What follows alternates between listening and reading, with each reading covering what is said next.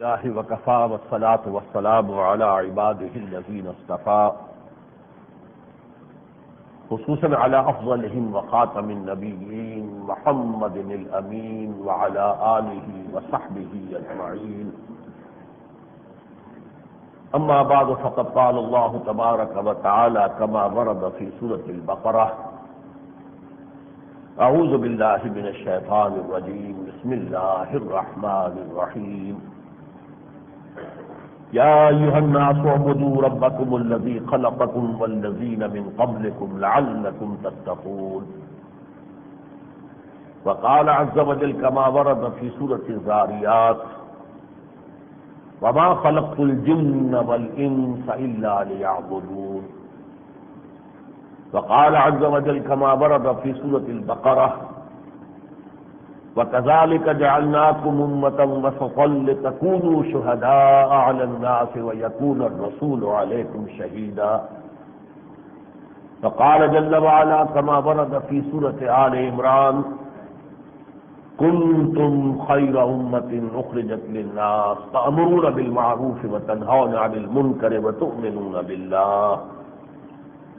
وقال عز وجل كما ورد في سورة الشورى: شرع لكم من الدين ما وصى به نوحا والذي أوحينا إليك وما وصينا به إبراهيم وموسى وعيسى أن أقيموا الدين ولا تتفرقوا فيه.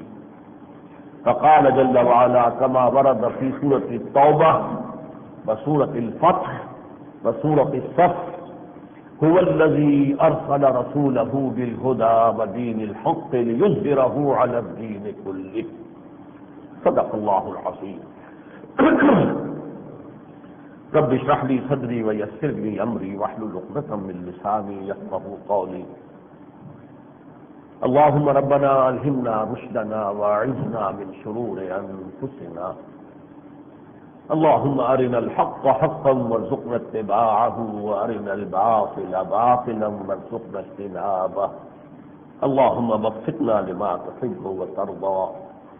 اللهم اجعلنا من عبادك المخلصين. اللهم وفقنا أن نقيم دينك المتين. آمين یا رب العالمین. گزشتہ جمعے میں آپ کو یاد ہوگا کہ میں نے بعض شواہد کے حوالے سے جو نتیجہ اخذ کیا تھا وہ یہ کہ اس وقت پاکستان میں جو حکومت ہے، اگرچہ اس کی نوعیت بھی معین نہیں ہے، وہ سویلین حکومت بھی نہیں ہے، سیاسی حکومت بھی نہیں ہے، مارشل لا بھی نہیں ہے، بقول خود چیف ایگزیکٹو صاحب کے وہ ایک مکسچر ہے سویلین اور آرمی رول کا۔ بہرحال ایک بات واضح ہو گئی کہ اس وقت جن لوگوں کے ہاتھ میں اس ملک کی زمام کار ہے بالفعل آ گئی ہے۔ میں نے اس پر نہ پہلے بحث کی نہ اب کر رہا ہوں کہ وہ صحیح آئی یا نہیں آئی، اسباب کیا تھے اور کیا نہیں تھے۔ یہ تو در حقیقت اتنا کچھ مواد اخبارات میں آ چکا ہے کہ ہر شخص اس میں اپنی رائے قائم کر سکتا ہے، لیکن جسے انگریزی میں کہتے ہیں دی فیکٹ ریمینز، جو اصل جو واقعہ ہے وہ یہ ہے کہ بہرحال اب حکومت جو ہے جن لوگوں کے ہاتھ میں ہے ان کا مزاج خالص سیکولر ہے، دین کی طرف ان کا رجحان کسی طور سے ثابت نہیں ہوا، بلکہ ان کی طرف سے جو جسٹرز آئے ہیں وہ یہی ہے کہ وہ سیکولر نظریات کے حامل ہیں اور اسی رخ پر چلنا چاہتے ہیں۔ بہرحال بات کر چکا ہوں کہ اس کے باوجود جو بھی ایجنڈا انہوں نے بیان کیا ہے، اس کے جو نکات اہم وہ سامنے لائے ہیں، اگر اس میں کچھ پیش رفت ہو جائے تو بھی یہ خیر کا پہلو ہے کہ اس ملک کے لیے، قوم کے لیے کچھ بھلائی ہو جائے گی۔ اس ہفتے کے دوران اس تاثر کو مزید تقویت حاصل ہوئی، جو ایک خاصی طویل پریس کانفرنس جو کہ ٹیلی ویژن پر بھی آئی، ریڈیو پر آئی، میں نے ٹی وی پر اس کو پوری کو دیکھا ہے۔ پرویز مشرف صاحب کی پوری تقریر بھی سنی، پھر جتنے سوال جواب ہوئے وہ بھی میں نے سنے، تو ظاہر بات ہے کہ اس سے بھی تقویت مزید پہنچی ہے اس تصور کو کہ ان کا ذہن اور مزاج سیکولر ہے اور وہ اسی رخ پر آگے بڑھنا چاہتے ہیں۔ تاہم یہ موضوع میرا اس وقت نہیں ہے، اگر کچھ وقت ملا تو میں بعد میں اس کے بارے میں کچھ عرض کروں گا۔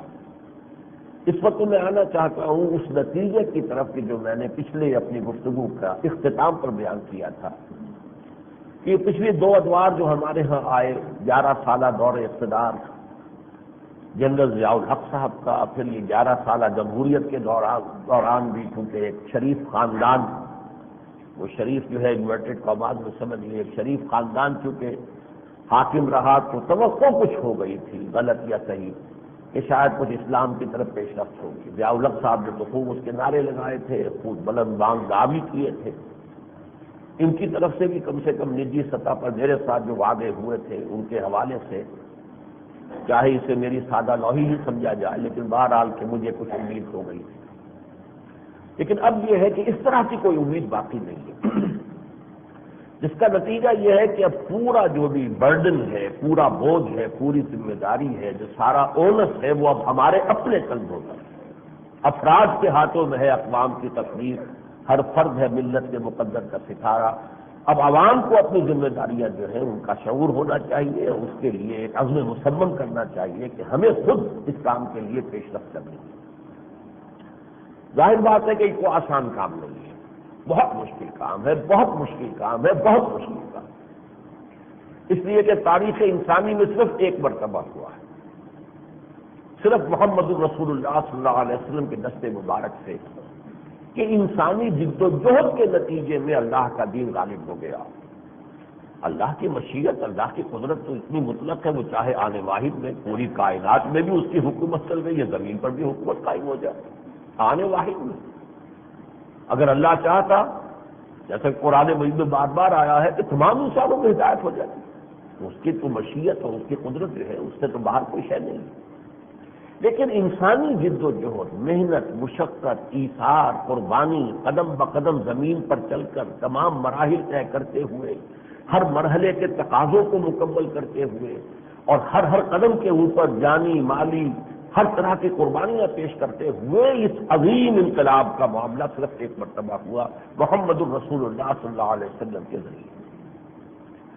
اور میں نے بارہا یہ کہا کہ میں کبھی نہ مانتا کہ دوبارہ ہو سکتا ہے، جبکہ اب نبوت کا دروازہ بند ہو چکا، اب کوئی نبی نہیں آئے گا۔ بڑے بڑے انبیاء کے ہاتھوں جو کام نہیں ہو سکتا تھا، صرف خاتم الانبیاء اور آخر المرسلین کے ذریعے سے ہوا ہے، تو بغیر نبی کے کیسے ہو جائے گا؟ انہونی بات۔ لیکن چونکہ اس کی خبر دی ہے محمد رسول اللہ صلی اللہ علیہ وسلم نے کہ ہوگا، اور ایک منطقی تقاضا قرآن سے بھی سامنے آتا ہے۔ قرآن 3 دفعہ کہتا ہے، میں نے ابھی وہ آپ کو آیت سنائی ہے، سورہ صف میں بھی، سورہ فتح میں بھی، سورہ توبہ میں بھی، کہ ہم نے محمد کو اسی لیے اٹھایا ہے اور بھیجا ہے۔ هو الذی ارسل رسولہ بالہدی ودین الحق الہدی، قرآن حکیم دے کر اور دین حق دے کر، لیظہرہ علی الدین کلہ، تاکہ غالب کرے اس کو کل تمام ادیان پر یا کل کے کل نظام زندگی پر۔ اور 5 مرتبہ فرمایا کہ ہم نے محمد کو بھیجا ہے پوری نوع انسانی کے لیے، وما ارسلناک الا کافۃ للناس بشیرا ونذیرا۔ اب اس صغرا کبرا کو جوڑ لیجیے تو حضور کی بعثت کا مقصد اسی وقت مکمل ہوگا جب کل روئے ارضی پر اللہ کا دین غالب ہو جائے، اسی طرح جیسے حضور کے دست مبارک سے 1400 برس قبل جزیرہ نما عرب میں ہو گیا۔ اور اس کی خبریں ہیں، وہ احادیث اس وقت میں نہیں دوبارہ دہرانا چاہتا، میں نے بارہا آپ کے سامنے پیش کی ہے، پیشن گوئیاں موجود ہیں۔ لیکن یہ کہ بہرحال اس سے یہ فرق واقع نہیں ہوتا، کام بہت مشکل ہے، بہت بڑا بوجھ ہے، بہت بڑی ذمہ داری ہے، اس کے تقاضے بڑے کٹھن ہیں۔ لیکن میں نے اسی لیے اصل میں پچھلی مرتبہ جو تمہید باندھی تھی کہ ہماری زندگی تو ہے ہی اس کام کے لیے، طرح طرح کی مشقت ہم جھیل گئے، اب بھی جھیل رہے ہیں۔ آخر وہ بھی انسان ہے جو کسیاں چلاتے ہیں، وہ بھی انسان ہے جو اینٹیں ڈھوتے ہیں، تب بمشکل 2 وقت کی روٹی، اور بسا اوقات 2 وقت کی بھی پوری روٹی نہیں ملتی، تو مشقتیں جھیل رہے نہیں جھیل رہے۔ دفتروں میں بیٹھے ہوئے کلرک جو ہے وہ گھس گھس کر رہے ہیں، یا اور جو ذمہ داریاں ہیں، بوجھ اٹھائے ہوئے لوگوں نے، تو یہ بوجھ تو ہے۔ تو میں نے جیسا کہ عرض کیا تھا قرآن حکیم کی 2 صورتوں کے حوالے سے، کہ قرآن یہ کہتا ہے لا اقسم بهذا البلد وانت حل بهذا البلد ووالد وما ولد لقد خلقنا الانسان فی کبد، ہم نے انسان کو مشقت ہی میں پیدا کیا۔ محنت، مشقت، یہ تو ہر انسان کا مقدر ہے، صرف نوعیت کا فرق ہے، کسی کا جسمانی مشقت زیادہ ہے، کسی کی ذہنی مشقت زیادہ ہے، کسی کے لیے جسمانی تکان زیادہ ہو جاتی ہے، کسی کو ذہنی اور نفسیاتی کوفت زیادہ ہو جاتی ہے، جنہیں ہم سمجھتے ہیں کہ وہ تو بڑے اونچے محلوں میں رہتے ہیں اور بہت ہی نرم گدیلوں پر سوتے ہیں، انہی کو ضرورت ہوتی ہے ہپنوٹکس کی بھی، انہیں خواب آور دوائیاں چاہیے، انہیں تسکین بخش دوائیاں چاہیے، انہیں سیڈیٹیوز چاہیے، انہیں ٹرانکولائزرز چاہیے۔ تو یہ ذہنی کوفت جو ہے یہ جسمانی مشقت سے کہیں پڑھ کر ہے، تو یہ تو مشقت ہے ہی ہے۔ البتہ یہ کہ اصل مسئلہ انسان کا کیا ہے، یہ تو حیوان بھی مشقت کر رہے ہیں۔ ہر وہ چڑیا بھی اپنے بچوں کے چونچ میں لا کر ڈالتی ہے، کہیں نہ کہیں سے دانا لے کر آتی ہے، ان کا پیٹ پالتی ہے کہ نہیں پالتی۔ بلی بھی جو اپنے بچوں کو لے کر ساتھ گھر بدلتی ہے ان کی حفاظت کے لیے، اور ان کے لیے جو پوری کوشش کرتی ہے، ذرا کوئی قریب آئے تو ایسے ٹوٹ کر پڑتی ہے کہ جیسے وہ چیر پھاڑ کر کھا جائے گی چھوٹی سی جانور۔ یہ ساری چیزیں تو اس میں بھی ہیں۔ انسان کا معاملہ اس سے آگے ہے، وہ جو سورۃ الانشقاق میں آیا، یا ایھا الانسان انک کادح الی ربک قدحا فملاقیہ، تجھے اے انسان تجھے ساری مشقتیں جھیلتے جھیلتے جھیلتے پھر ایک دن اپنے پروردگار کے حضور میں بھی حاضر ہونا ہے، پھر جواب دہی بھی ہے، پھر سوال جواب ہوگا، پھر حساب کتاب ہوگا، اور اس کے نتیجے میں ابدی زندگی میں یا تو پھر آرام ہے، عیش ہے، اللہ کی رحمتیں ہیں، فراح و ریحان و جنت نعیم، اور یا یہ ہے کہ پھر عذاب ہے، مسلسل عذاب ہے، ثم لا يموت فیہا ولا یحیا، نہ انسان زندوں میں ہوگا نہ مردوں میں، مشقت ہوگی اور جو عذاب ہوگا۔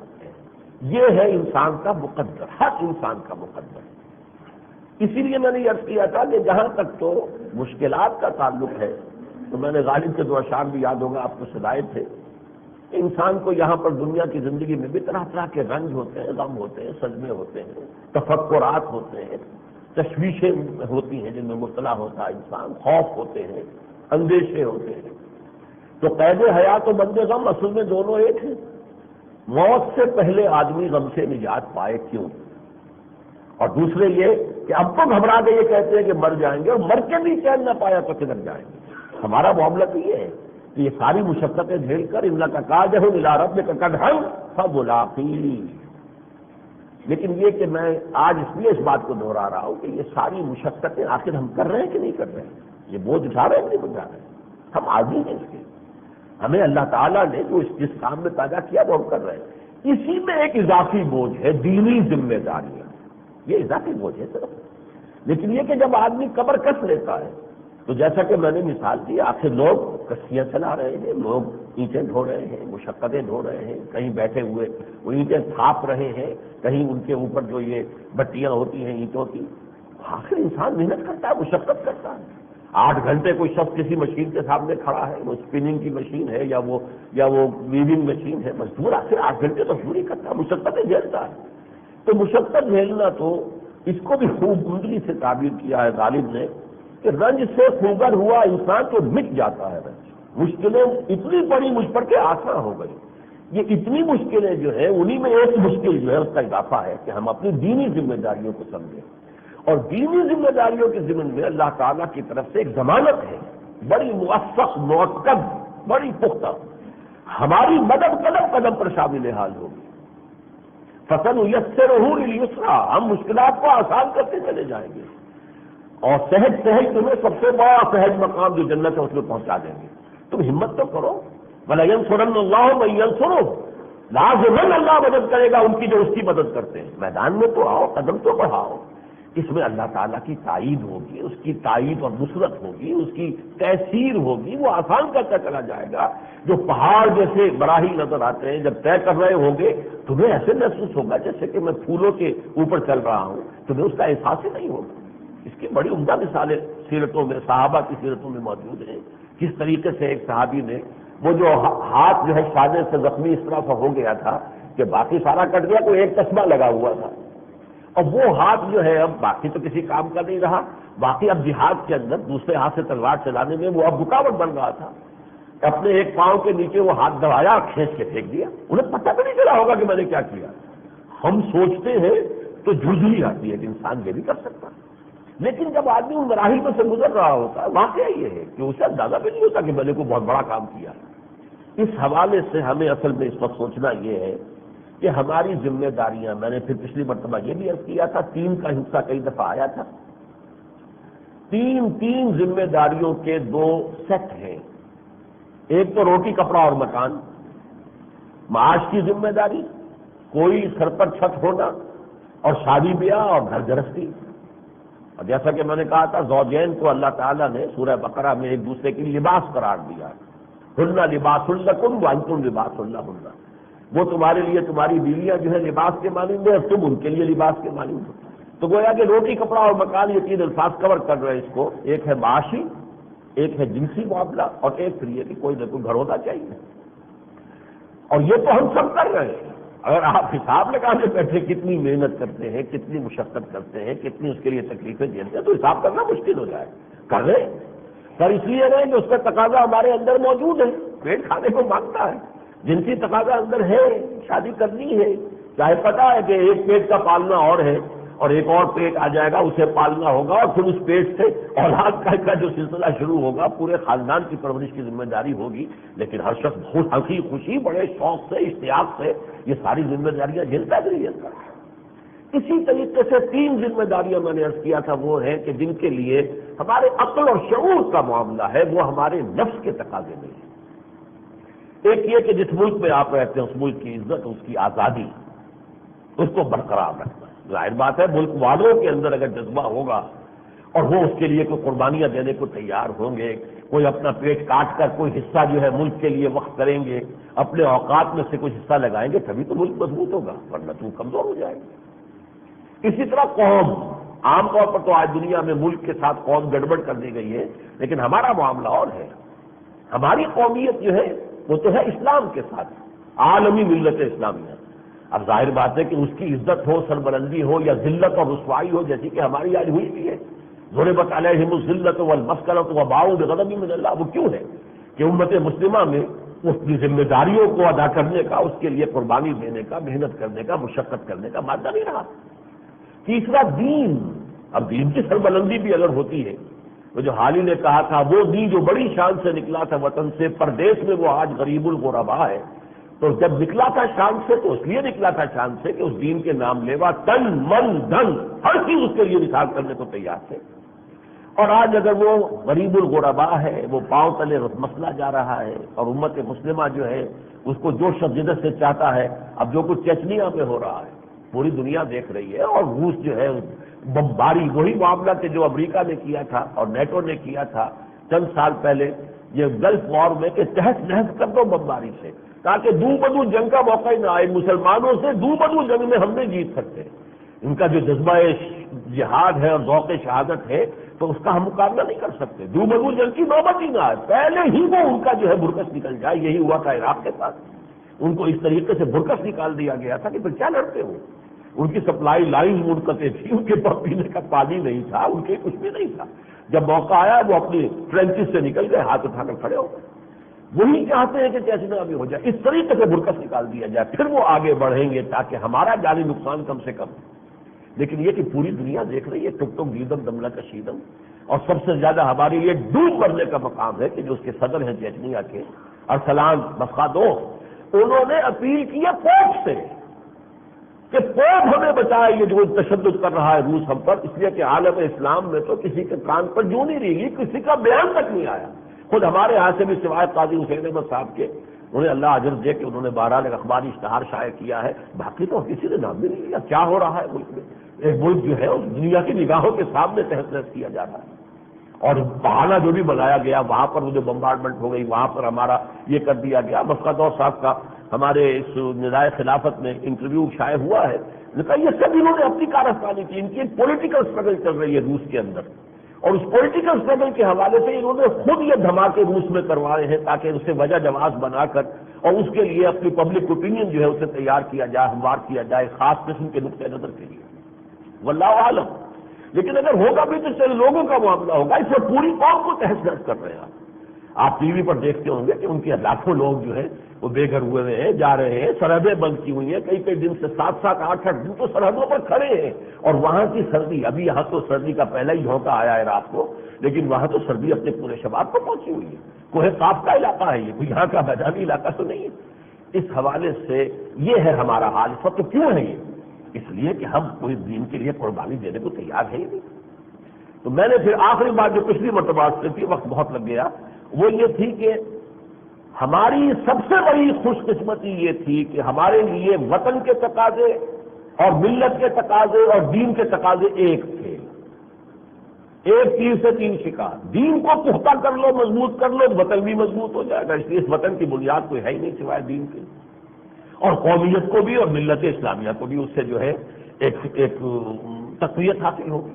گویا کہ ہم ایک تیر سے تین شکار کر سکتے تھے، اور ہم نے اسے اپنی سب سے بڑی بدقسمتی بنا لیا کہ دین ہی کی طرف ہم آگے نہیں بڑھے، تو وطن کے دو ٹکڑے تو پہلے ہو چکے، اور بھی کئی ٹکڑے ہو جاتے ہیں۔ وہ تو یہ کہ بہرحال ایک فوج جو ہوتی ہے کسی ملک کی، وہ اس کی سالمیت کو برقرار رکھتی ہے، ورنہ سندھو دیش کی تحریک جو چلی تھی 1983 کے اندر بال برابر فرق رہ گیا تھا، ورنہ یہ کہ پاکستان اس وقت ٹوٹ سکتا تھا۔ 83 کا وہ ہنگامہ یاد کیجیے، بلوچستان میں 2 مرتبہ ہم نے بمبارڈمنٹ کیے، یہ علیحدگی کی جو ہے وہ اسکیمیں تو اور جو تحریکیں ہیں وہ تو چلتی رہی، اور اب بھی عصبیتیں ہیں، لسانی عصبیتیں ہیں، نسلی عصبیتیں ہیں، صوبائی عصبیتیں ہیں، مذہبی جو ہے تشدد پسندی کا رجحان ہے، یہ سب کیوں ہو گیا ہے؟ اس لیے ہو گیا کہ سزا ہے ہم پر، ہم نے اپنی بدقسمتی بنا لیا ہے۔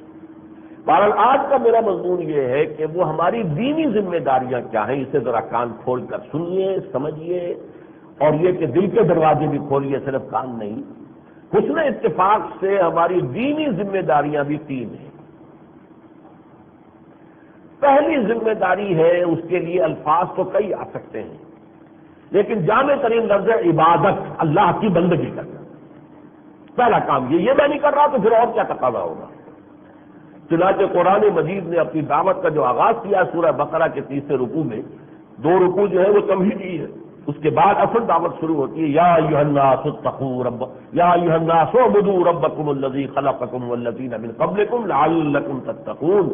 اے لوگوں، اے آدم کی اولاد، اپنے اس رب کی بندگی اختیار کرو، اس کی عبادت کرو جس نے تمہیں بھی پیدا کیا، تم سے پہلے جتنے لوگ دنیا میں گزرے انہیں بھی اسی نے پیدا کیا تھا، تاکہ تم بچ سکو۔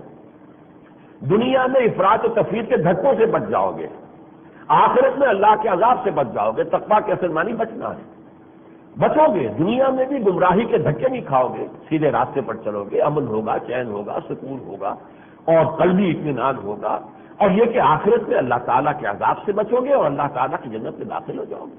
تو عبادت کا تقاضا ہے، اور اسی لیے میں نے دوسری آیت جو پڑھی تھی ضمن میں کہ سورہ ذاریات میں فرمایا وما خلقت الجن والانس الا لیعبدون، میں نے جنوں اور انسانوں کو پیدا ہی اس لیے کیا کہ میری بندگی کریں، میری عبادت کریں۔ اب یہ کہ اس کا مفہوم کیا ہے؟ عبادت نماز بھی ہے، روزہ بھی ہے، عبادت ہے، زکوٰۃ بھی، حج بھی عبادت ہے، لیکن اصل عبادت وہ تو یہ کہ پوری زندگی میں اللہ کی بندگی، ہر حرکت ہماری اللہ کی مرضی کے مطابق، کہیں اللہ کے کسی حکم کی خلاف ورزی نہ ہو، کسی بھی ہستی یا ادارے کی اطاعت نہ کی جائے جس میں اللہ کی معصیت لازم آتی ہے۔ لا طاعۃ لمخلوق فی معصیۃ الخالق، حضور نے فرمایا صلی اللہ علیہ وسلم، مخلوق میں سے کسی کی اطاعت نہیں کی جائے گی جس میں خالق کی معصیت آ رہی ہے۔ والد کو حکم دے رہا ہے لیکن اللہ کے حکم کے خلاف ہے، نہیں ماننا اس کا حکم۔ ماں حکم دے رہی ہے، نہیں ماننا اس کا حکم اگر اللہ کے حکم کے خلاف ہے۔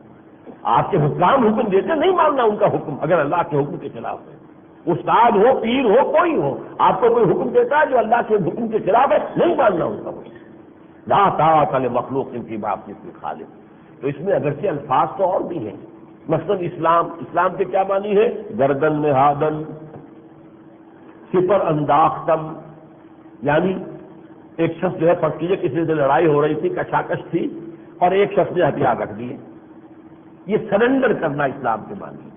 ہمارے نفس کی اللہ کے ساتھ جنگ ہے، اللہ کچھ اور کہتا ہے، نفس کچھ اور کہتا ہے، نفس الامارۃ بالسوء۔ جب ایک شخص طے کرتا نہیں میں اللہ سے جنگ نہیں کروں گا، میں نے تو اپنے ہتھیار پھینک دیے، میں نے اپنی سپر ڈال دی، سپر انداختن، اپنی سپر نیچے ڈال دینا، سرنڈر کر دینا، یہ اسلام ہے۔ پھر اس سے اگلا لفظ اطاعت، تو سے بنا ہے، تو کے معنی دلی آمادگی، طوعا و کرہا۔ اطاعت یہ دلی آمادگی سے اب اللہ کا حکم ماننا ہے، دلی آمادگی، اور اس اطاعت میں اللہ کے ساتھ اللہ کے رسول کی اطاعت بھی شامل ہے، اطیعوا اللہ واطیعوا الرسول۔ پھر اس کے اگلا لفظ ہے تقویٰ، اتنا احساس اندر بیدار ہو جائے کہ اللہ کے حکم کی خلاف ورزی پر طبیعت آمادہ ہی نہ ہو، کہیں اللہ ناراض نہ ہو جائے۔ کوئی بھی قدم اٹھانے سے پہلے انسان یہ سوچے کہ میرا رب اس سے ناراض تو نہیں ہو جائے، یہ تقویٰ ہے۔ پھر چوتھی چیز جو ہے عبادت، عبادت بندگی، اصل میں دو فارسی کے الفاظ جو ہے جوڑیں گے تو عبادت کا مفہوم پیدا ہوگا، بندگی یعنی اطاعت، غلامی، زندگی آمد برائے بندگی، زندگی بے بندگی شرمندگی، یہ صحیح ترجمانی ہے، وما خلقت الجن والانس الا لیعبدون، میں نے جنوں اور انسانوں کو پیدا ہی کیا ہے اس عبادت کے لیے۔ شیخ سعدی نے صحیح ترین تعبیر کر دی، زندگی آمد برائے بندگی، زندگی بے بندگی شرمندگی، اور بندگی کے ساتھ پرستش میں محبت ہوتی ہے، کسی کی تعظیم ہوتی ہے، کسی کی عظمت کا نقش گہرا ہوتا ہے قلب پر، کسی کو راضی کرنا ہوتا ہے۔ اللہ کی پرستش اور بندگی دونوں کو جمع کر دے تو یہ عبادت بنے گا۔ امام ابن تیمیہ، حافظ ابن قیم دونوں نے بیان کیا ہے، العبادت تجمع اصلین غایت الذل وغایت الحب معا، دو چیزیں جب جمع ہو جائیں گی، حد درجے میں اللہ کے سامنے اپنے آپ کو بچھا دینا، اے اللہ جو تیرا حکم میں حاضر ہوں، اور حد درجے کی محبت اللہ کے ساتھ، یہ دونوں چیزیں جب جمع ہو جائیں گی عبادت کا تقاضا پورا ہوگا۔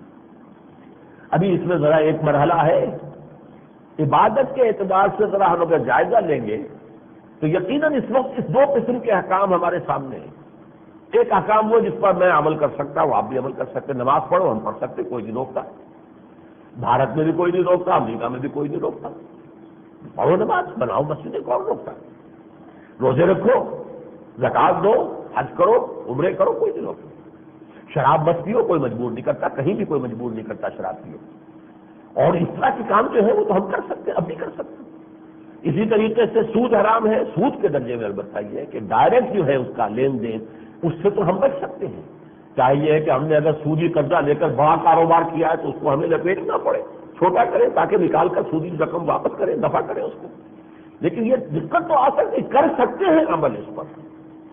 پردہ ہے، شریعت میں ہے، پردہ ہم کر سکتے ہیں، ٹھیک ہے، نقو بن جائیں گے، لوگ کہیں گے اگلے وقتوں کے ہیں یہ لوگ، انہیں کچھ نہ کہو، یہ دقیانوسی لوگ ہیں، آپ کا برادری میں بائیکاٹ بھی شاید ہو جائے، لیکن کر سکتے ہیں، کوئی مجبور نہیں کرتا آپ کو کہ آپ بے پردگی اختیار کریں۔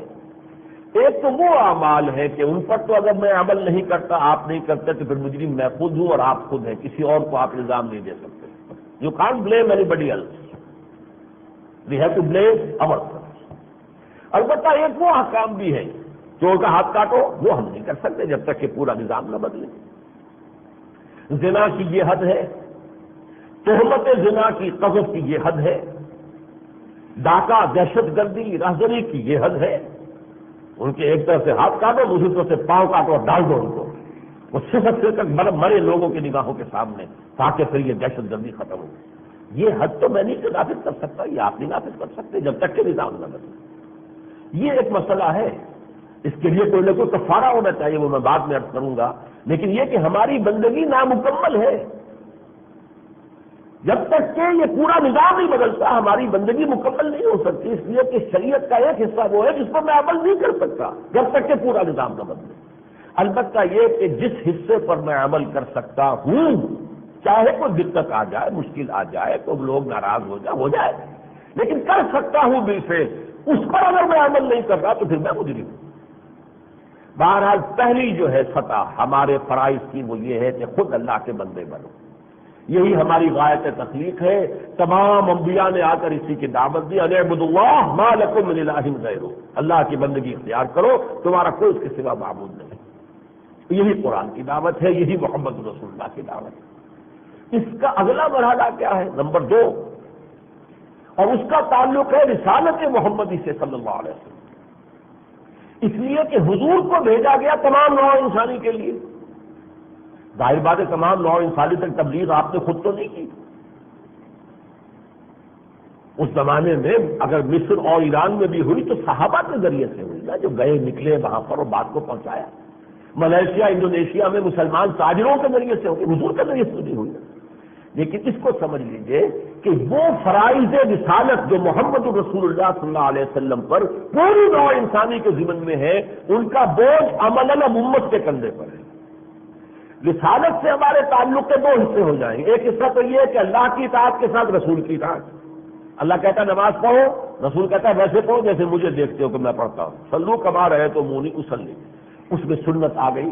حضور نے جس طریقے سے پڑھا اس طریقے سے، یہ نہیں جو اپنے جی میں آیا من میں آیا بیٹھ گئے کوئی دھیان لگا لیا اللہ کے ساتھ بس ہو گئی نماز، نہیں، نماز صلو کما رہے تو مونی اسلی، روزے کے وہ احکام جو میں نے تمہیں بتا دیے، زکوٰۃ کی وہ شرح جو میں نے تمہیں بتا دی، زکوٰۃ کی شرح تو قرآن میں نہیں ہے، نصاب کا کوئی ذکر قرآن میں نہیں ہے، یہ تو ایک تو ہے کہ وہ عبادت کے اندر بندگی کے اندر بھی اطاعت الہی کے ساتھ اطاعت رسول بھی ہے، لیکن دوسرا مسئلہ یہ ہے کہ ہم اس کے امتی ہونے کی حیثیت سے آپ کے ان فرائض رسالت کی ادائیگی پر مامور ہے اللہ کی طرف سے جو تمام عالم انسانیت کے ضمن میں آپ پر آتے ہیں۔ اس کے لیے میں نے 2 آیات پڑھی آپ سورہ بقرہ میں فرمایا وَكَذَلِكَ جَعَلْنَاكُمْ أُمَّةً وَسَطًا لِتَكُونُوا شُهَدَاءَ عَلَى النَّاسِ وَيَكُونَ الرَّسُولُ عَلَيْكُمْ شَهِيدًا، اسی مقصد سے ہم نے تمہیں بنایا ہے ایک امت وسط، درمیانی امت۔ درمیانی کس معنی میں؟ دیکھیے اللہ اور اس کے رسول کے درمیان کون ہے؟ جبرائیل۔ جبرائیل اور صحابہ کے درمیان کون تھے؟ محمد الرسول اللہ۔ اور محمد الرسول اللہ اور پوری نوع انسانی کے درمیان کون ہے؟ امت محمد صلی اللہ علیہ وسلم۔ جبرائیل نے اللہ سے لیا، محمد کو پہنچایا صلی اللہ علیہ وسلم، محمد نے جبرائیل سے لیا اور صحابہ کو پہنچا دیا۔ اب یہ امت کا کام ہے کہ تمام نوع انسانی تک پہنچاؤ۔ یہ ذمہ داری جو ہے بڑی کٹھن ہے، بہت بھاری ہے، اس لیے کہ ورنہ نوع انسانی ہمارے خلاف استغاثہ کرے گی اللہ کی عدالت میں، اے اللہ ان کے ذمہ تھا تیرا دین ہمیں پہنچانا، انہوں نے نہیں پہنچایا، انہوں نے اپنے عمل سے ہمیں تیرے دین سے برگشتہ کیا، متنفر کیا، ان کو دیکھ کر ہم تیرے دین کی طرف مائل نہیں ہو سکتے تھے، تیرے دین سے متنفر ہوتے تھے۔ یہ لوگ اتنے گھٹیا لوگ، ان کا کردار اتنا پست، ان کا معاشرہ ایسا ہے، یہ لوگ وہ دعوے دار ہیں ہمارے پاس بہترین دین ہے، وہ تو در حقیقت ریپلسیو انداز تھا ان کا۔ جیسے کہ کہا تھا کبھی جارج برنارڈ شاہ نے کہ میں جب قرآن پڑھتا ہوں تو محسوس کرتا ہوں کہ اس سے بہتر کتاب ممکن نہیں، لیکن جب مسلمانوں کو دیکھتا ہوں تو محسوس کرتا ہوں ان سے زیادہ ذلیل قوم کوئی نہیں دنیا میں۔ کرپٹ ترین ممالک اگر ہے تو وہ مسلمان ہیں، وہ نائجیریا ہے یا پاکستان، دنیا میں کرپٹ ترین ممالک جو ہے اس کا چہرہ ہے امت مسلمہ کے ساتھ، بدترین کرپشن جو ہے وہ تو ہمارے یہاں ہے۔ جو اپنی قوم کے ساتھ دیانتدار نہیں، کیا کرے گا وہ؟ جو اپنے وطن کا وفادار نہیں، وہ کیا کرے گا؟ اگر ڈیفنس پرچیزز کے اندر بھی رشوتیں لے کر، کک بیکس لے کر کوئی گھٹیا چیز لی جا رہی ہے تو یہ پورے وطن سے غداری ہو رہی کہ نہیں ہو رہی؟ کہ جب عین وقت پر کوئی کریٹ کھولا جائے معلوم ہو کہ اس میں تو ناقص مال نکل آیا ہے، اور وہ وقت ہو سکتا ہے کہ بالکل کوئی یوں سمجھیے کہ بہت ہی کریٹیکل جنگیں ہو، اس موقع کے اوپر ذرا سے آگے پیچھے ہونے کا مطلب جو ہے وہ فتح اور شکست جو ہے اس کا فیصلہ ہو جائے، لیکن یہ کہ لی گئی رشوت نہیں اور گھٹیا مال جو ہے قبول کر لیا گیا۔ تو یہ چیزیں ذہن میں رکھیے کہ ہمارے ذمے، ہم نے اپنے عمل سے تو دنیا کو اسلام سے متنفر کیا ہے، ہم نے دعوت کہاں دی ہے، لیکن ذمہ داری ہے۔ دوسری آیت میں نے آپ کو سنائی کنتم خیر امت اخرجت للناس، دیکھو مسلمانوں تم وہ بہترین امت ہو جسے لوگوں کے لیے نکالا گیا ہے۔ یہ عجیب بات ہے، بہت اہم ہے۔ دنیا کی ہر قوم اپنے لیے جیتی ہے، اپنے لیے زندہ رہتی، اپنی بہتری، اپنی بلندی، اپنی سربلندی، اور مسلمانوں تمہیں اپنے لیے نہیں دنیا کے لیے نکالا گیا ہے۔ تمہارا کام ہے دنیا کو بلانا حق کی طرف، دین کی طرف، نیکی کا حکم دینا، بدی سے روکنا۔ اسی کو علامہ اقبال نے کہا ہے ہم تو جیتے ہیں کہ دنیا میں تیرا نام رہے، کہیں ممکن ہے کہ ساقی نہ رہے جام رہے۔ جام کو تو ساقی جو ہے وہی لے کے گردش میں لاتا ہے نا، اس کو دیا اس کو دیا اس کو دیا، تو امت مسلمہ تو ساقی ہے، جام قرآن ہے، قرآن کو پہنچانا ہے ایک ایک قوم تک، ایک ایک کونے تک پوری نوع انسانی کے۔ یہ کس کا کام ہے؟ کنتم خیر امت اخرجت للناس تأمرون بالمعروف وتنہون عن المنکر وتؤمنون باللہ۔ تمہارا تو کام ہے نیکی کی دعوت، نیکی کا حکم دینا، بدی سے روکنا، منع کرنا، اور اللہ پر ایمان پختہ رکھنا، یہ ہے ہماری دوسری ذمہ داری۔ اب اس کے لیے بھی الفاظ تو ویسے تو بہت سے ہیں، مثلا تبلیغ قرآن کا لفظ ہے، یا ایھا الرسول بلغ ما انزل الیک من ربک ابلغکم رسالات ربی، کتنے ہی رسولوں کا ذکر آیا قرآن میں، لیکن تبلیغ کے کیا معنی ہے؟ انگریزی میں اس کی تعریف کو ریچ آؤٹ، آپ لوگوں کی طرف ان کے پاس جائیں گے کہ انہیں پیغام پہنچائیں۔ ابلاغ اور تبلیغ سے کہتے ہیں آپ کو پہنچانا ہے، مجھے آپ کے پاس جانا ہوگا، آپ کے دروازے پر دستک دینی ہوگی، آپ سے وقت لے کر ملنا ہوگا، آپ کو جانا پڑے گا. یہ ہے باہر نکل کر to reach out to the people to convey them the message of Allah سبحانہ و تعالیٰ. یہ تبلیغ ہے. ایک لفظ دعوت ہے. دعوت کیا ہے؟ اس کو کھینچ کر اللہ کے راستے میں لے آؤ. یہ تبلیغ اور دعوت ایک ہی عمل کے دو حصے ہیں. آپ نے کسی کو تبلیغ کی اور پھر اسے اللہ کے راستے کی طرف کھینچ لائے. ادعو الی سبیل ربک بالحکمۃ والموعظۃ الحسنہ، بلاؤ اپنے رب کے راستے کی طرف. ومن احسن قولا ممن دعا الی اللہ وعمل صالحا وقال اننی من المسلمین. اس سے اچھی بات کس کی ہوگی جس نے اللہ کی طرف بلایا اور نیک عمل کیے. یہ نہ ہو کہ اپنا عمل تو خراب ہے اور دوسروں کو خودرا فضیحت، دوسروں کے لیے نصیحت جو ہو رہی ہے تو یہ نہیں. دیگرہ را نصیحت اور خودرا فضیحت یہ نہیں، بلکہ یہ کہ جو بات آپ کہہ رہے ہیں اس پر خود عامل بھی ہو. اور پھر بھی یہ کہے کہ مجھے کوئی تکبر نہیں ہے کہ میں کوئی بہت نیک ہوں، ولی اللہ ہوں، میں بھی عام مسلمانوں میں سے ایک مسلمان ہوں. اننی من المسلمین. یہ دوسرا کام ہے کہ جو ہم میں سے ہر شخص پر ہے. اب ظاہر بات ہے لوگ کہتے ہیں سبھی تو پوری امت کا کام ہے. ٹھیک ہے، پوری امت اگر سو گئی ہو تو کیا کریں گے؟ میں بھی نہ کروں، آپ بھی نہ کریں، کون کرے گا؟ کوئی نہیں کرے گا. تو پوری امت پر عذاب جو آیا ہوا ہے، جو یہودیوں کا ذکر قرآن میں ہے، آج وہ عذاب مسلمانوں پر ہے. ضربت علیہم الذلۃ والمسکنۃ وباؤوا بغضب من اللہ. ان پر ذلت اور ان پر مسکنت یہ تھوپ دی گئی. ہیپڈ اپون دیم، ان کے اوپر ڈھیر لگا دیے گئے ذلت کے اور مسکنت کے. کم ہمتی، بزدلی، جو کچھ ہو رہا ہے دنیا میں آج. اب کشمیر میں بھی ہم کھل کر نہیں کہہ سکتے بھارت سے، الٹیمیٹم نہیں دے سکتے. ذلت نہیں ہے.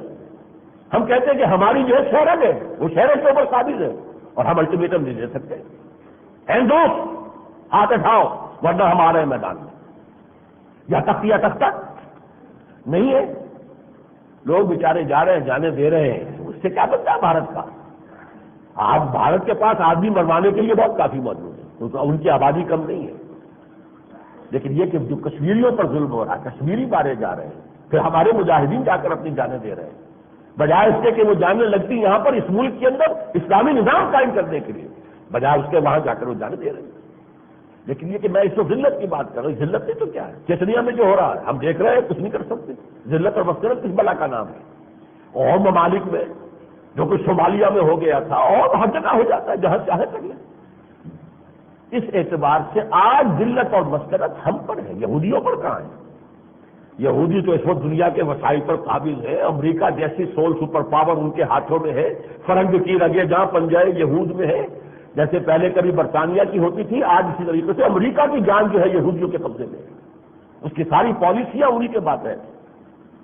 تو معلوم ہوا کہ پہلا فرض، اب اگر پوری امت سوئی ہوئی ہے تو قرآن نے اس کے لیے بھی امت یدعون الی الخیر ویامرون بالمعروف وینہون عن المنکر. ایسا وقت آ جائے پوری امت سو جائے تو کچھ لوگ تو بیدار ہوں، تو جو جاگے وہ دوسروں کو جگائے. جل کر ایک چھوٹی امت بنائے بڑی امت میں. بڑی امت تو یہ ہے 1.5 ارب ہے مسلمان دنیا میں اس وقت.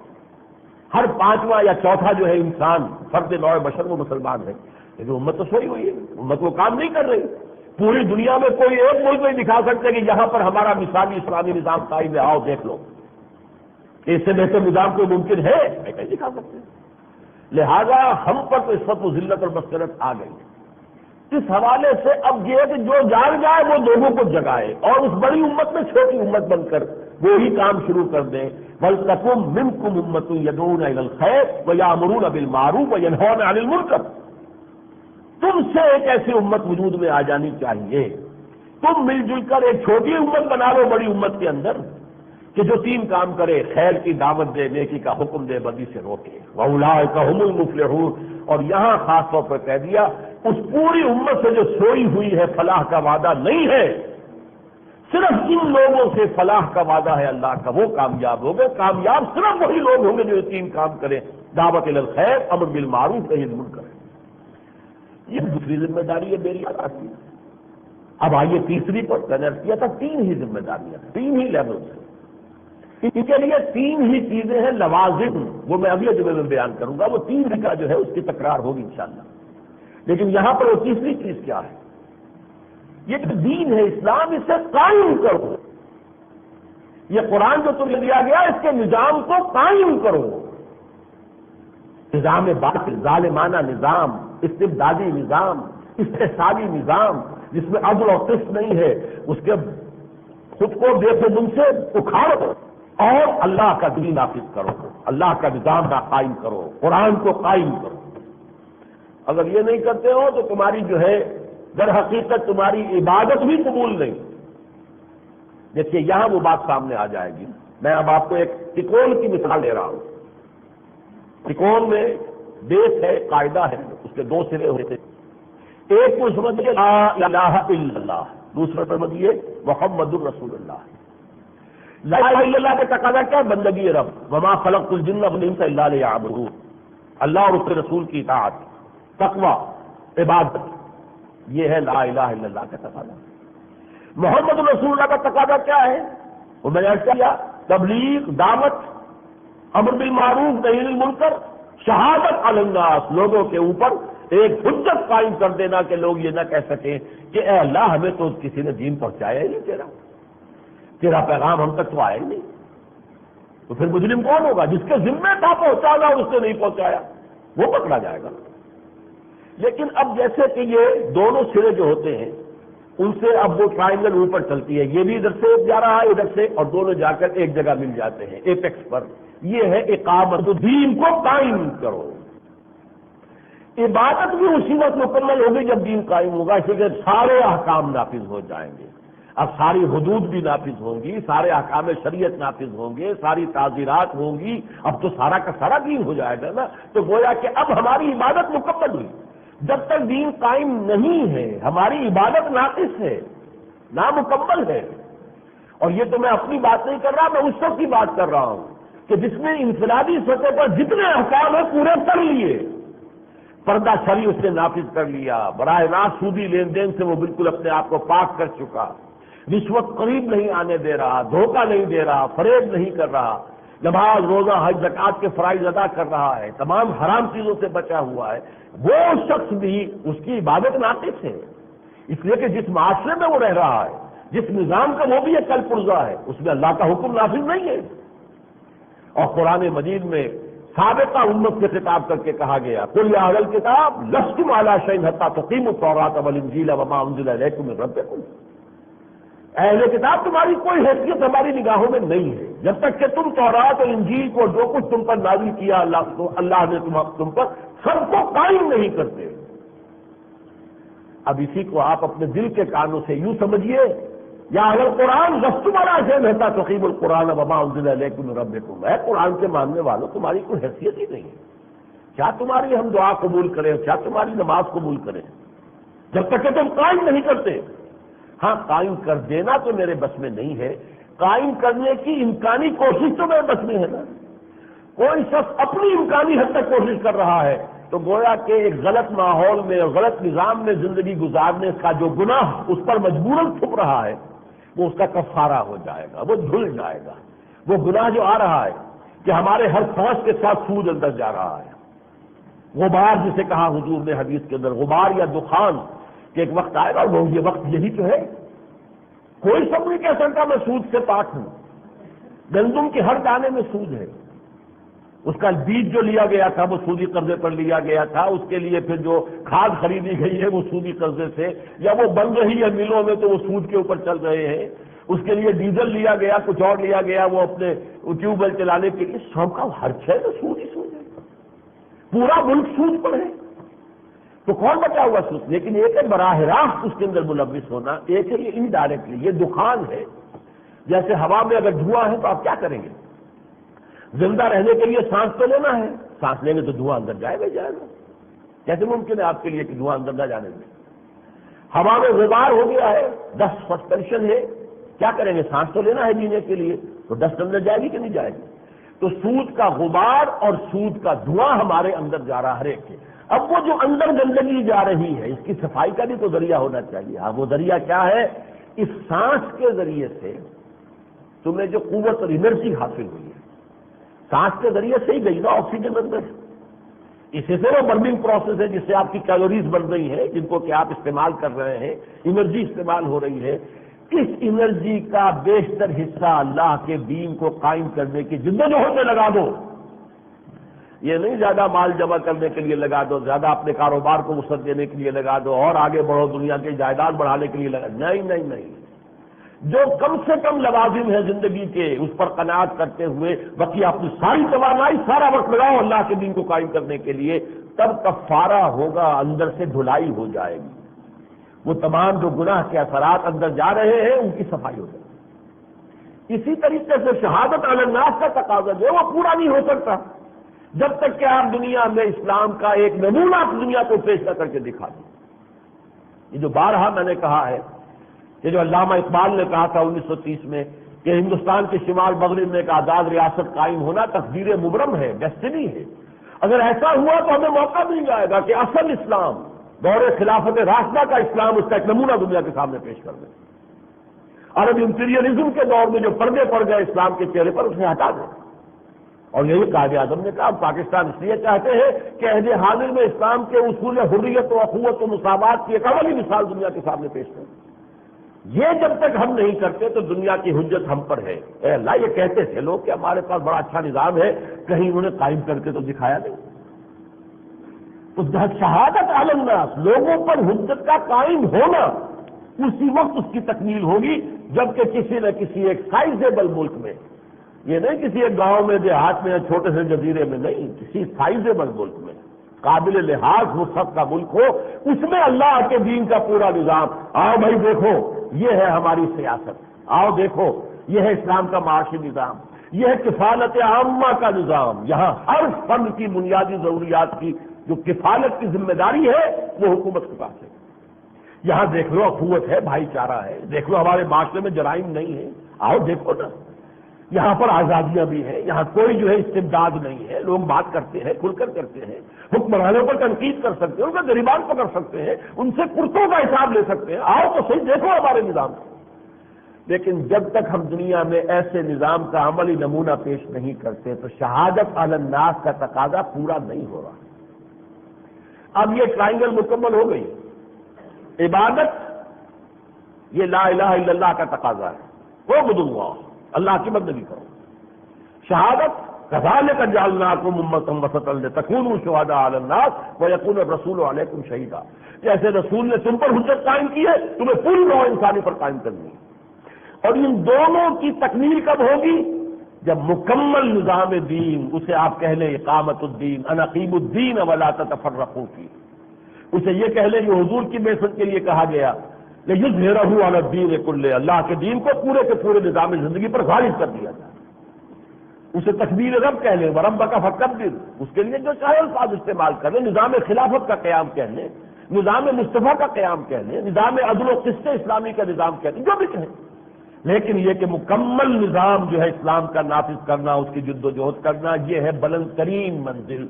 آج کی میری گفتگو اسی حد تک ہے، ان تین چیزوں کا شعور گہرا ہونا چاہیے۔ بدقسمتی سے ہمارے ہاں جو دین کا تصور عام ہے وہ یہ کہ نماز روزہ تو معلوم ہے کہ یہ دینی فرائض ہے، یہ فرائض ذہنوں میں نہیں ہے، یہ کوئی آپ کو عالم نہیں بتاتا، کوئی آپ کو مولوی نہیں بتاتا، یہ بس فرائض جو ہیں جو ہمارے ہیں بحیثیت مسلمان۔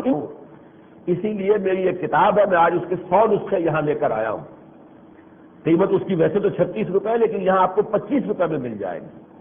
میری خواہش ہے کہ کم سے کم 100 افراد اس معاشرے میں سے ایسے نکلے جو میں نے ایک موقع پر کراچی میں جایا کرتا تھا ہر مہینے، تو 3 مہینوں میں میں نے ایک موضوع پر ایک تقریر کی ایک مسجد میں۔ عبادت رب، اس کا مفہوم کیا ہے، اس کی اہمیت کیا ہے، اس کے تقاضے، شہادت علی الناس، اس کا اصل مفہوم کیا ہے، اس کے لیے قرآن میں کیا حکم آیا، اس کے تقاضے کیا ہیں، اقامت دین، اس کی فرضیت کیسے ہے، کس طور سے ثابت ہے، کیا دلیل ہے۔ کوئی ہوش آ گئی ہے، کوئی سوچنے کے لیے تیار ہو گئے، کچھ لوگ، تو وہ آج اس کتاب کو لازماً حاصل کریں، اور اگر فرض کیجیے کم پڑ جائے تو پھر وہ ہمارے انجمن خدام القرآن کے مکتبے سے آ کر حاصل کر لیں، لیکن یہ کہ وہ کتاب لیں، پڑھیں، اچھی طرح اس پر غور کریں، سمجھیں، تاکہ یہ کہ اگر ہمارے اندر وہ شعور پیدا ہو جائے تو پھر ہم کچھ سوچیں، اگلے مسائل آئیں گے اس کا طریقہ کار کیا ہے، کیسے کیا جائے۔ ویسے یہ کہ ان 3 فرائض کے 3 لوازم ہیں۔ لازم کسے کہتے ہیں؟ شرط لازم۔ نماز وضو کے بغیر نہیں ہے، تو اصل شے تو مطلوب ہے نماز، اصل مطلوب شے وضو تو نہیں ہے نا، لیکن شرط لازم ہے نماز کے لیے وضو۔ اسی طرح ان 3 فرائض کے لیے 3 لوازم ہیں، 3 پری ریکویزٹس ہیں، ان کا بیان انشاءاللہ اگلے جمعے میں ہوگا۔ میں نے اب طے کیا ہوا انہی مسائل پر گفتگو ہوگی کچھ عرصے تک، لیکن یہ کہ آج میں اسی پر ختم کر رہا ہوں اور آپ سے گزارش کر رہا ہوں وہ کتاب حاصل کیجئے، اس کو پڑھیے، سمجھیے، پھر ہم کو ایسی نشست بھی رکھیں گے کہ کوئی سوالات وغیرہ اس کے بارے میں ہو تو ان کے جوابات کے لیے، تاکہ بات اور واضح ہو جائے، کھل جائے۔ اب میں جو چند منٹ باقی رہ گئے اس میں جو موجودہ حالات ہیں اس کے بارے میں کوئی بات عرض کر دوں۔ اس ہفتے کا اہم ترین معاملہ آپ کو معلوم ہے کہ جنرل پرویز مشرف صاحب کی پریس کانفرنس ہے۔ اس میں اکثر و بیشتر تو انہوں نے پہلے سے جو اپنا ایجنڈا بیان کیا تھا اسی کی مزید تشریح کی ہے، کچھ وضاحت کی ہے، کچھ اقدامات اٹھائے ہیں، کوئی احتساب بیورو بنا دیا ہے۔ ساری باتیں اچھی ہیں، میں نے پہلے بھی کہا تھا، آج بھی کہہ رہا ہوں، ساری باتیں اچھی ہیں، اللہ کرے کہ وہ یہ کام کر سکیں، خاص طور پر احتساب۔ اب یہ کہ لوگوں کی نگاہیں سب سے پہلے اسی پر جمی ہوئی ہیں، پتہ چل جائے گا، اب تھوڑے دن رہ گئے کہ کیا ہوتا ہے، جنہیں مگرمچھ کہتے ہیں کہ مگرمچھوں کو پکڑیں گے، تو اگر کچھ لوگ پکڑے جائیں واقعتاً، اور کچھ یہ باہر سے بھی کوئی ایسی تدبیر کر سکے کہ جو دولت اس ملک سے نکال کر باہر لے جا کر جمع کر دی گئی ہے اس کو بھی واپس لایا جا سکے، تو بہرحال یہ بھی ایک خدمت ہوگی، کرنے کا ایک کام ہے، ہو جانا چاہیے۔ باقی انہوں نے ایک بات اور بھی کہی ہے کہ جو انتخابات کا نظام ہے اس کی بھی ہم اصلاح کرنا چاہتے ہیں، وہ بھی میں سمجھتا ہوں کہ بہت ضروری ہے، غور کیا جانا چاہیے کہ کیا متناسب نمائندگی کا نظام ہم اختیار کر لیں۔ اسی طریقے سے وہ اس ملک کے بنیادی ڈھانچے کے بارے میں بھی سر نو سوچنے کو تیار ہیں، میرے نزدیک اس میں بھی کوئی حرج نہیں، اگرچہ یہ کہ یہ بات صحیح ہے کہ سن 73 کے دستور کو کلیتاً جو ہے منسوخ کرنا صحیح نہیں ہوگا، اسی میں کچھ ترمیم جمع تفریق کر کے جو ہے بات کو آگے بڑھایا جائے، اس لیے کہ اس پر ایک کنسنسس رہا اس ملک کے اندر۔ لیکن یہ کہ جو 2 باتیں جو میرے نزدیک بہت اہم ہیں وہ نیگیٹو ہے۔ ایک تو انہوں نے کہا کہ ہم اسلامک ریپبلک ہیں، بس ہیں، ہمیں اس کا کوئی ثبوت دینے کی ضرورت نہیں۔ یہ تو بڑی بچگانہ بات ہے، دعوے کی دلیل جب تک عمل سے نہ ہو تو دعویٰ تو نگاہ دعویٰ ہے، اس کو تو دنیا کوئی قبول نہیں کرے گی۔ ہم سب مسلمان ہیں، 1.5 ارب مسلمان دنیا میں ہے، پھر یہ ذلت و خاری کیوں ہے اگر مسلمان ہیں؟ اللہ تو کہتا ہے انتم الاعلون ان کنتم مومنین، اگر تم مومن ہو گئے تم ہی سب سے اونچے ہو گئے، سربلند ہو گئے، تو کیا اللہ جھوٹا ہے بعد اللہ؟ یا ہمارا دعویٰ اسلام جھوٹا ہے؟ ہمارا دعویٰ اسلام جھوٹا ہے، چمی گوئے مسلمانوں پہ لرزم، جب میں کہتا ہوں میں مسلمان ہوں تو مجھ پر تو کب تک کاری ہوتی ہے کہ دانم مشکلات لا الہ، اسلامک ریپبلک کا دعویٰ کرنا اور کہنا کہ ہمیں ثابت کرنے کی ضرورت نہیں، کیا معنی دارت؟ آپ کو عمل سے ثابت کرنا ہوگا، اپنے عمل سے ہی کہنا ہوگا کہ ہاں ہم واقعی اسلامی جمہوریہ ہیں، ریپبلک ہے، اسلامک ریپبلک ہے، جس طرح سے میں پہلے کہہ چکا ہوں کہ اس کے لیے اسلام کا نظام عدل اجتماعی قائم کرنا ہوگا لازم۔ پہلے انہوں نے بڑے ذرا زور شور کے ساتھ بات کی تھی، اب تو ذرا دھیمے انداز میں کی ہے جاگیرداری کی بات۔ جب تک سود کا استحصال یہاں سے نہیں ہوتا، اور زمین کا سود ہے یہ مزارعت، ایبسینٹی لینڈ لارڈزم، اور یہ جو جاگیرداری نظام ہے ان کا خاتمہ نہیں ہوتا، اس وقت تک یہ کہاں ہمارا نظام جو ہے وہ عادلانہ نظام ہوا۔ اسلام کا نظام تو یہ نہیں ہے، اسلام تو نہیں یہ کہتا کہ ایک طرف دولت کے انبار لگ جائیں اور دوسری طرف جو ہے فقر اور فاقہ ہو اور لوگوں کے جو خودکشیوں کے اوپر لوگ اتر آئے ہوں۔ یہ صورتحال جو ہے یہ تو نہایت خوفناک ہے، یہ تو بدترین صورتحال ہے کہ لا یکون دونکم بین الاغنیاء منکم۔ اسلام تو کہتا ہے کہ دولت جو ہے اس کا نظام گردش میں رہنی چاہیے، پورے معاشرے میں گردش میں آنی چاہیے، نہ یہ کہ صرف سرمایہ داروں کے مابین وہ گردش میں رہے۔ بہرحال ہمیں وہ نظام قائم کرنا پڑے گا، اس کے لیے لینڈ ریفارم کا صرف ایک لفظ کافی نہیں ہے، جاگیرداری کا تو جو ہے اس میں سے بنیادی طور پر بے خوبی سے اس کو اکھاڑنا ہوگا۔ اسی طریقے سے قرآن کے احکام ہے، شریعت ہے، کس لیے ہے؟ 3 دفعہ قرآن کہہ رہا ہے سورہ مائدہ کے 7ویں رکوع میں، من لم یحکم بما انزل اللہ فاولئک هم الکافرون ومن لم یحکم بما انزل اللہ فاولئک هم الفاسقون ومن لم یحکم بما انزل اللہ فاولئک هم الظالمون۔ جو اللہ کی اتاری ہوئی شریعت کے مطابق فیصلے نہیں کرتے وہی تو کافر ہیں، وہی تو مشرک اور ظالم ہے، وہی تو فاسق اور باغی ہے۔ تو ہم تو اللہ کے کافر ہیں، اللہ کے دین کے کافر ہیں، انفرادی طور پر ہم مسلمان ہیں، اجتماعی طور پر کافر ہیں، اس لیے کہ ہمارے نظام کے اندر اللہ کے احکام کی تنفیذ نہیں ہے۔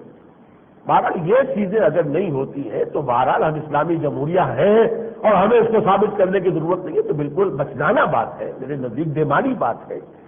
اتنی بڑی ذمہ داری کے منصب پر فائز شخص سے ایسی بے تکی بات، یہ تو میرے نزدیک جو ہے کسی درجے میں قابل قبول نہیں ہے۔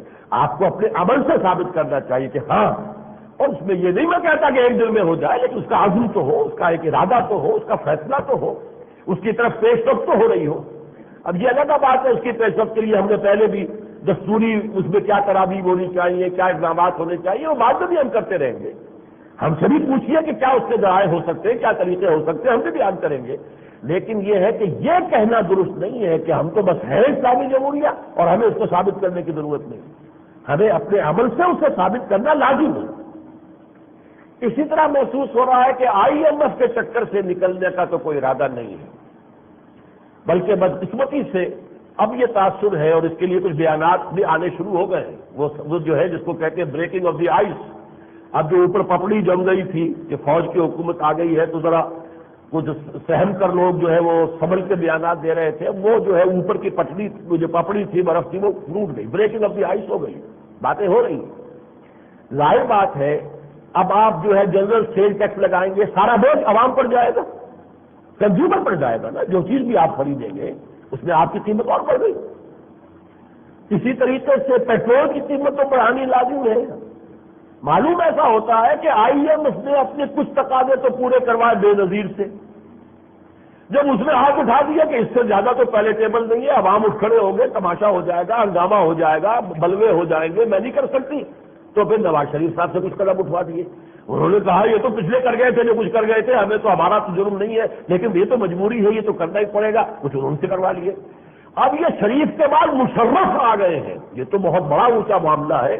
شریف سے اوپر ہے مشرف. معلوم ایسا ہوتا ہے کہ وہ رہی صحیح کسر ان کے ہاتھوں پوری کروانی ہے. اس آئی ایم ایف کے چکر سے نکلنے کا کوئی ارادہ نظر نہیں آ رہا. آپ ان سے بات کریں.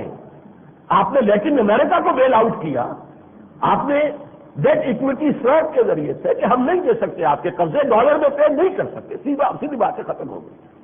ہاں آپ کو ہم اپنے روپے میں پیسہ دیتے ہیں، آپ ہمارے ملک میں انویسٹ کیجیے، اس کے کارخانے لگائیے، کاروبار کیجیے، انویسٹ کیجیے، منافع آپ لے جائیے گا ڈالر کی شکل میں، ہمیں کوئی اعتراض نہیں ہوگا.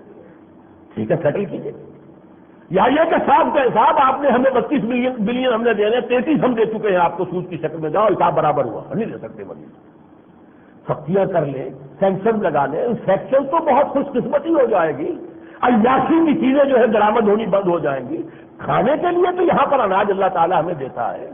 ہم اپنی پوری جو ہے اگر جاگیرداری کا جو ہے بیڑا غرق کر دیں تو اس ملک کے اندر اتنی خوشحالی پیدا ہو جائے گی اور اتنے ریونیو حکومت کے پاس آ جائیں گے براہ راست. یہ تو ساری خراجی زمینیں ہیں. کاشتکار کاشت کرے گا، سیدھا بیت المال کے اندر خراج جائے گا، 50% بیت المال کے اندر جائے گا. کوئی زمیندار کوئی جاگیردار بیچ میں نہیں، عیاشیاں کرنے والے، بدماشیاں کرنے والے. اگر آپ خراجی زمینیں انہیں قرار دے کر اور وہ نظام قائم کر دیں تو آپ کو عوام کی کمر توڑ دینے کی ضرورت نہیں ہوگی. لیکن یہ کہ اس کے لیے جو ہے مہنگائی پہلے کمر توڑے ہوئے ہے، اگر یہ کام کیا گیا تو یہ تو انتہائی خوفناک ہوگا. اور اگر ہم پر سینکشن لگ جاتے لگ جائے، ایک وقت تو آئے گا. کوئی شخص نہیں کہہ سکتا نظری اعتبار سے کہ ہم اس وشیس سرکل سے نکل سکتے ہیں. اور قسط آ جائے گی تو اس سے کچھ کام چلے گا. وہ قسط جو آئی ہے وہ مزید جو ہے کن شرائط کے ساتھ آ رہی ہے.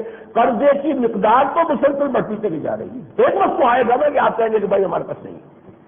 تو کیوں نہ آج جو کل ہونا ہے وہ آج ہو جائے تاکہ ایک دفعہ ریلیف ملے. بلکہ پیٹرول کی قیمت پوری دنیا میں کم ہوتی ہے، آپ بڑھاتے چلے جا رہے ہیں. کس لیے کہ آپ کے پاس ریونیوز نہیں ہے. آپ یہ پیٹرول کی قیمت تو نہیں لے رہے، آپ کو اپنے ریونیوز اپنی حکومت چلانے کے لیے لے رہے. وہ آپ لیجیے نا خراج کی شکل میں، زمینوں سے لیجیے. جاگیرداروں کے اوپر تو جو ہے انکم ٹیکس نافذ کرتے ہوئے بھی 10 دفعہ سوچنا پڑ جاتا ہے. ان کے اوپر تو انکم ٹیکس بھی نافذ نہیں ہو سکتا، یا ہو تو تھوڑا سا ہوتا ہے. ان کا تو یہ ہے کہ ان کا معاملہ بیچ میں سے نکالیے، کاشتکار زمین کاشت کرے اور 50% جو ہے وہ حکومت کا، بات ختم. یہ سارے جو عوام کے اوپر ٹیکس لگتے ہیں اور جو سارا بوجھ بڑھاتے چلے جا رہے ہیں تو ایک دم ختم ہو جائے. بہرحال اس کی توقع جو ہے وہ ہے تو کم، لیکن ہمیں تو کہنا ہے، صحیح بات تو کہنی ہے اور کسی نہ کسی ذریعے سے انشاءاللہ پہنچ بھی جائے گی. اور آخری بات یہ کہ افغانستان کے معاملے میں پھر انہوں نے نرم بات کی ہے اور غلط بات کی ہے. یہ بڑے ہی ذرا یوں سمجھیے کہ ڈپلومیٹک انداز میں، حالانکہ باقی ساری باتیں وہ جو کرتے ہیں وہ کھل کر کرتے ہیں، صاف کرتے ہیں. لیکن سوال یہ ہے کہ افغانستان کی حکومت کو آپ نے تسلیم کیا ہوا ہے، اب کس بنیاد پر کہتے ہیں کہ براڈ بیس حکومت ہونی چاہیے؟ آپ کو تو آئیڈینٹیفائی کرنا چاہیے اپنے آپ کو پورے طور سے افغانستان کی طالبان حکومت کے ساتھ، اسے سپورٹ کرنا چاہیے. یہ کہ اب وہ ان کا یہ ہو جانا چاہیے وہ ہو جانا چاہیے تو امریکہ کی بولی ہے. وہ تو یہ چاہتا ہے امریکہ کہ یہاں پر وہ اسلامی حکومت نہ ہو، فنڈامنٹلزم کا کوئی مرکز یہ نہ بن جائے۔ ہمیں اس میں کسی درجے میں بھی اعلی کار نہیں بننا ہے، اپنے آپ کو ٹوٹلی آئیڈینٹیفائی کرنا ہے طالبان کے ساتھ۔ ٹھیک ہے ان میں کوئی تنگ نظری ہے، وہ وقت گزرے گا، تنگ نظری خود بخود ختم ہو جائے گی، لیکن چلے تو ہے نا۔ فقہ حنفی بھی آخر اسلام کے دائرے سے خارج تو نہیں ہے، وہ اسلامی فقہ ہے، اہل سنت کی فقہ ہے، اس کے اوپر وہ عمل کر رہے ہیں۔ ان کے لیے یہ کہ بہرحال ہمارے لیے دعائیں بھی ہیں، ہماری نیک تمنائیں بھی ہیں، لیکن کسی درجے میں بھی افغانستان کے بارے میں پالیسی تبدیل کرنا صحیح نہیں ہوگا۔ آخری بات مجھے کہنی تھی، میں کہہ چکا ہوں پہلے، جو چیچنیا میں ہو رہا ہے، واقعہ یہ ہے کہ یہ ہمارے لیے ڈوب مرنے کا مقام ہے، خاص طور پر یہ کہ وہاں کے صدر نے جو دہائی دی ہے وہ فوج سے کہا کسی طریقے سے ہمارے اوپر یہ ظلم بند کروائیے، گویا کہ عالم اسلام جو ہے حمیت نام تھا جس کا، گئی تیمور کے گھر سے۔ ملت اسلامیہ کے اندر تو اب وہ غیرت ہے نہ حمیت ہے، نہ مسلمانوں کے دکھ پر آواز بلند کرنے کی بھی صلاحیت موجود نہیں۔ اقول قولی ھذا واستغفر اللہ لی ولکم ولسائر المسلمین والمسلمات۔